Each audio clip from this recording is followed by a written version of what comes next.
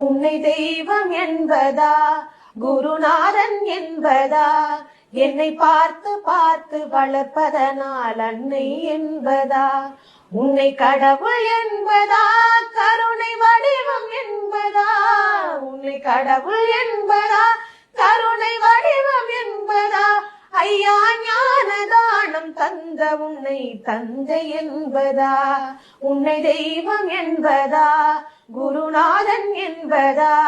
என்னை பார்த்து பார்த்து வளர்ப்பதனால் அன்னை என்பதா,